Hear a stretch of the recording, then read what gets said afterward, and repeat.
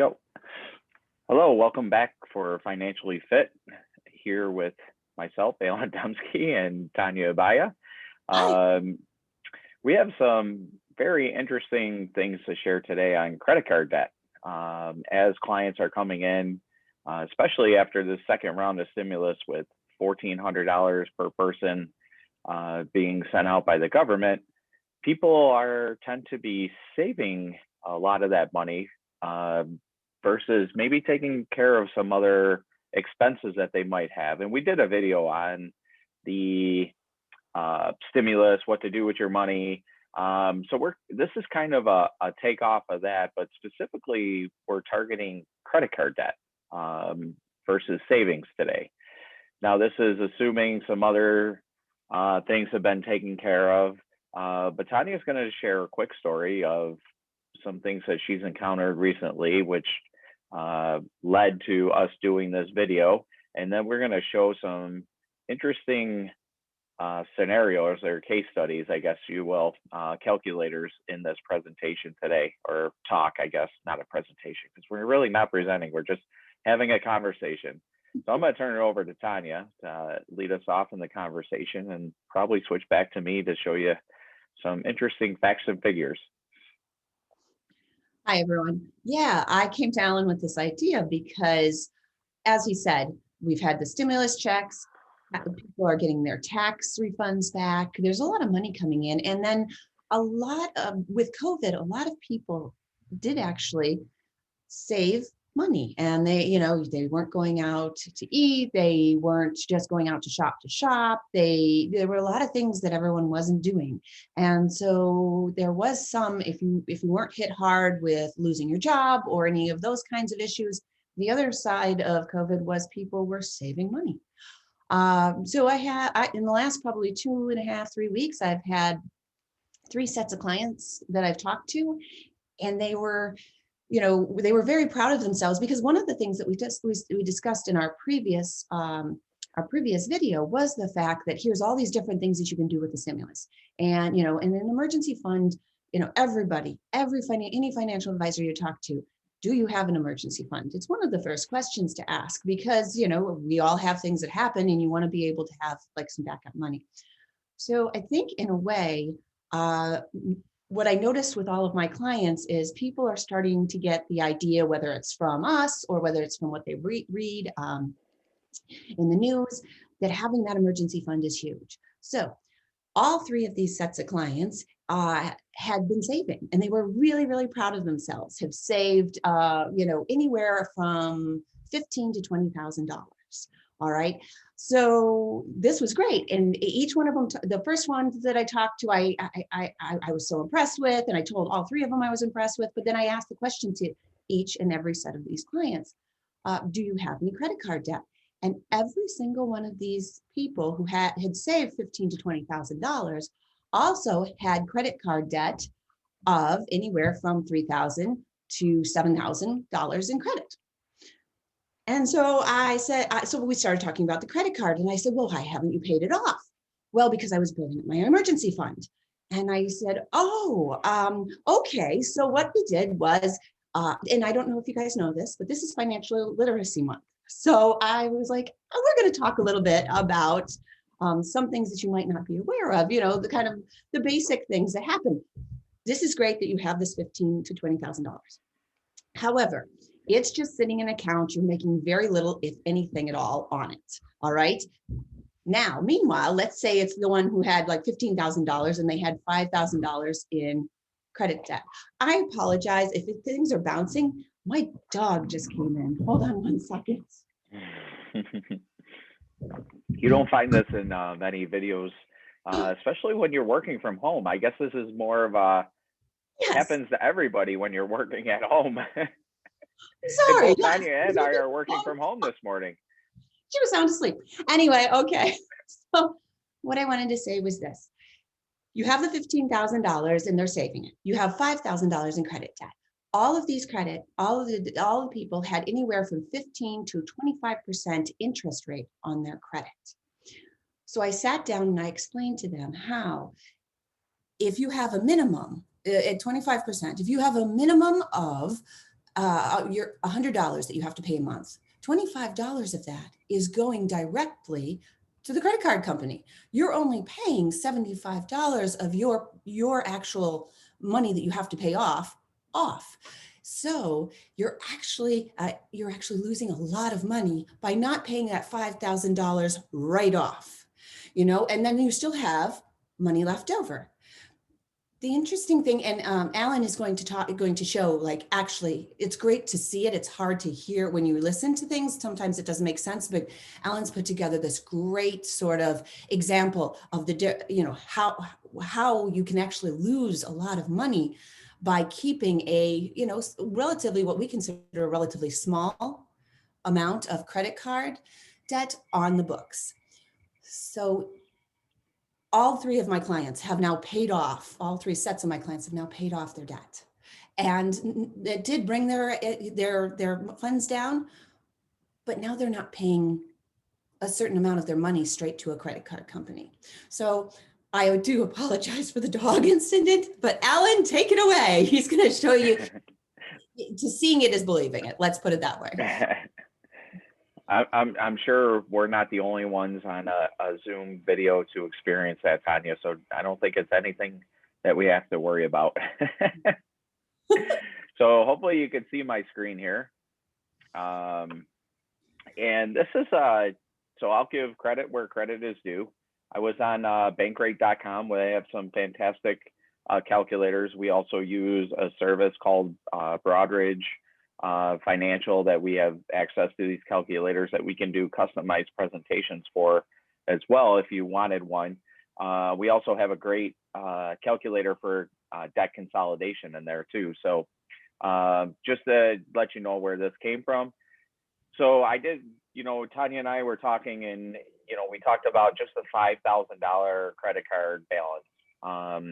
And $5,000 is, I thought, was a good number, because if there's a family of four with the stimulus, you got over $5,000 from the last stimulus payment. So I did an average. I was going through some of my credit cards, which I do pay off. So you'd be happy to hear that, Tanya. So I was going through, they send you those junk things that tell you what the interest rate. I seen one, I think it was a Home Depot credit card. I don't have a balance on it, but I was looking at that. I think it was 26% for a Home Depot credit card. So I just did 19%. I Googled average credit card interest rate. So I came up with 19%. I said, you know what, let's put a payment of $125 a month in.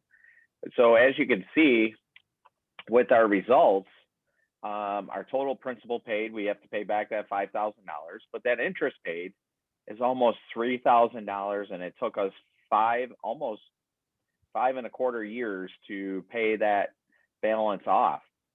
And that was with not adding anything, right? I mean, that's not adding nothing 5 new. years. Right. That's just if I went to wherever and put $5,000 down on my credit card and I just paid the monthly payment off, it would take 64 months to pay that off. And again, we talk, credit cards talk about revolving credit card debt, where you constantly, each month, you're putting new stuff on, you're paying off some of the stuff, putting new things on there. This is not revolving credit card debt, which if we did revolving, it would probably be a lot longer to pay that balance off. So our total interest paid, I'm going to write this down just so I don't forget, $2,983 is our interest paid over that 64 months. So now our second example, so I got to stop this share again and go to my next one. So Tanya was talking about saving. So what if we're saving our money, that $5,000, and let's say I'm not sure where to invest that. So I'm just going to put it in a CD, because if it's an emergency account, you need it liquid, right? So if you put it into a Roth or an IRA, you have potentially a 10% penalty and then taxes due. We're not going to get into the difference between a Roth and an IRA today, but we'll just keep it simple at those points. So we took that same $5,000 that we received that we would have, you know, hopefully paid off our credit card debt, but we're going to say, you know what, we're going to put that into a savings account. So I went pretty generous. As you can see at the bottom on the left, there is the percentage rate of 1.5%. I was actually being on bank rate. As you start to put in savings, they start to kick back. Oh, look at this CD. The best CD that I found was 0.6. So I went almost 1% more just to be generous. Maybe there is a bank out there that does 1.5. I couldn't find it on bankrate.com, but 1.5% over that same 64 months, our $5,000 grew by $413. So if you're debating between the two, our total interest paid was almost $3,000, and our total interest earned on that same deposit is only $413. So at the end of the day, I mean, I think the numbers speak for themselves, don't you, Tanya? I do. In fact, I thought the number that they ended up coming up with, the 2,900 some odd dollars. If you take a look at it, we all like to get good deals. And so, sometimes you'll go and you'll put something on a credit card because you got something that was 30% off. And that just sounds amazing, right? Well, I was realizing as I looked at that if you add that in, you are paying 60% more on that stuff that you bought those 5 years ago through the whole thing. You actually added 60% of that total amount on, rather than getting a deal out of it. You actually paid much more than what you initially did, what you initially thought you did. So that's another way of looking at it too. So I should have did this example too, but I put in how much interest would I have to get to over that 64 months to get to that $3,000. And I think it was, I did this yesterday, so I don't know the numbers exactly off the top of my head, but it was somewhere in the 9% area. I think it was that you would have to get over the next 5.5 years consistent to make that money back. Yeah. So just to break even, right, would be right. 9%. So do I pay 60% more or this is what we really want you guys to understand. If you have the money, if you have, people say, well, you want to build an emergency fund up first. Well, that's true. But at the same time, you really need to look at where, and this is how financial planners can truly help you, how your money is best being utilized. And we're hoping that with this one, we show you that if you have a credit card debt that is less than your emergency savings account, you want to seriously think, or even if you have an emergency account where you can pay off some of your credit card debt, do it. It is the best thing for you. Yeah, and I think I'm going to close with this is, that's, and to your point about hiring a financial planner, the second thing I would add to there is it's a non-biased opinion. Right. Husband and wives have different thoughts on saving versus credit card debt. I mean, we see it all the time. And if anyone's married or has a significant other out there, I'm sure you can experience this or have experienced the same thing. So coming to a financial planner, whether it's an hour consultation or whatever it might be, just to get that second opinion or hear it from a different voice, I think could make all the difference in the world of just understanding what else is out there and having, like I said, that different opinion. Yep, I completely agree. So with that, I'm going to stop our share. And so hopefully if anyone wants a copy of that, we're going to be having a recording posted shortly to our website and social media channels. But with that, if you have any other comments or questions or want us to cover something in future videos, certainly reach out to us via Facebook, LinkedIn, Twitter, or even our website where you can go on and chat right through our website. So with that, we're going to sign off for today, and this will be posted shortly. Thank you.